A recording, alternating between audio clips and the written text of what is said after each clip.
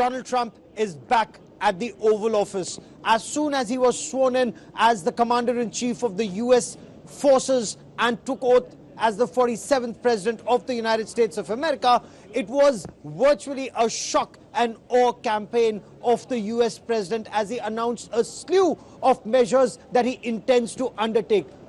100 plus executive orders, from declaring emergency at the southern borders to talking about the roadmap to make America great again.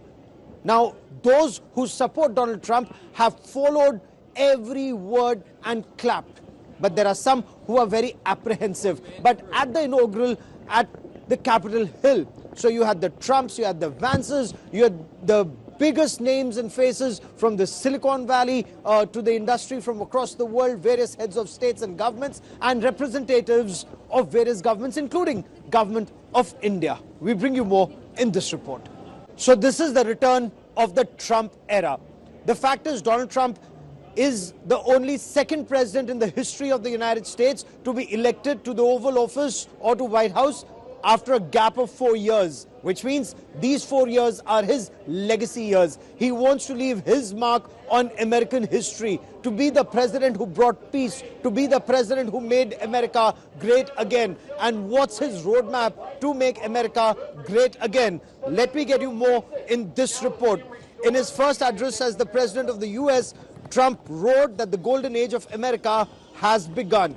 He pledged to restore America's sovereignty and rebalance the scales of justice. He swung into action immediately, declared back-to-back executive orders, including a national emergency at the southern border and a national energy emergency. Trump is renaming the Gulf of Mexico as the Gulf of America. He's also pledged to reclaim the Panama Canal. The federal diversity and equality and inclusivity programs will also end, with Trump declaring that there are only two genders, male and female.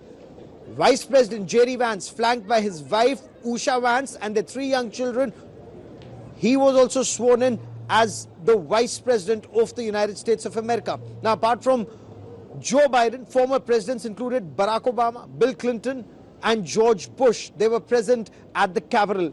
The Power Pact inauguration saw some of the biggest faces of tech wizards, from Tim Cook to Sundar Pichai to Jeff Bezos to Mark Zuckerberg, who attended the inauguration ceremony. Vice President Vance, Speaker Johnson, Senator Thune, Chief Justice Roberts, Justices of the United States Supreme Court, President Clinton, President Bush, President Obama, President Biden, Vice President Harris, and my fellow citizens. The golden age of America begins right now.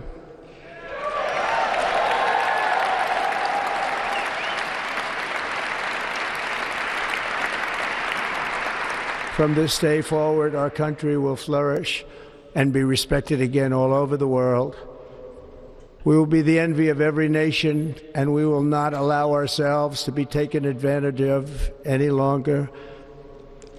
During every single day of the Trump administration, I will very simply put America first.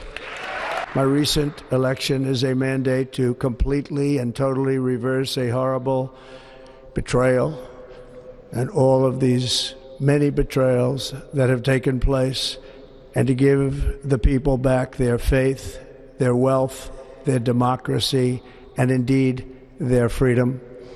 From this moment on, America's decline is over.